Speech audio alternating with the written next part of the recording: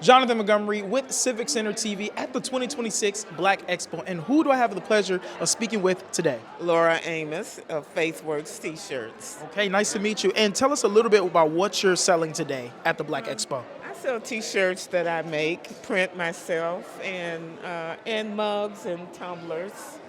Yeah. Nice. Beautiful, beautiful. And I see we have a woman with an afro saying like soul, all these other things, beautiful afro. I see we have Martin Luther King and all those things like that. Now, as far as with t-shirts, and that's just a simple piece of clothing that people put on every day.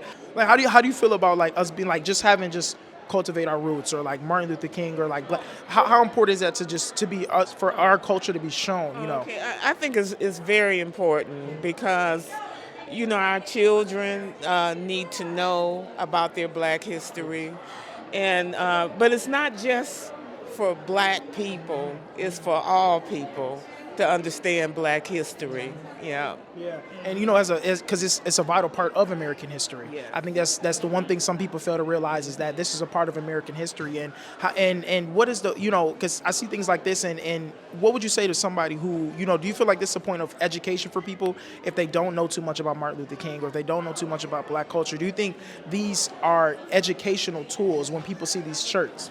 Yeah, I think so, especially for children. I'm always telling my grandchildren about their history and how important it is, so. That's beautiful.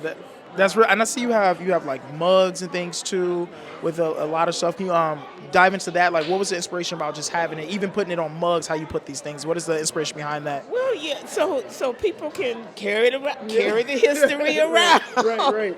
and be at the gym. And a lot of times, even when you're at the gym with the tumblers and stuff, people ask you about the history of the tumblers and stuff. Yeah. I think that's so good. I remember, when I was growing up in school, they played Martin Luther King, Rosa Parks. They would always, replay those things. Right. And for me, I didn't see a lot of people, with the shirts, with being proud of where they're from all the time. And so as I see this and everything, it's just beautiful, because it's like, it's something to be proud of. It's not something to hide. It really is, right? Yeah.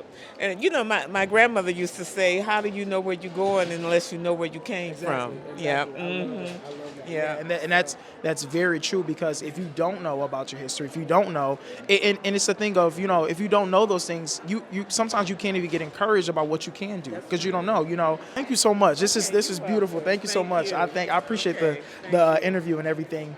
So that was Laura Amos, and we just want to thank her for her time and spending with us and just showing us, the different things, especially when it comes to culture, as when it comes to fashion. A lot of times we don't think about that, but just putting on a t-shirt is another way to represent and educate people on the Black experience and Black culture. For Civic Center TV, I'm Jonathan Montgomery.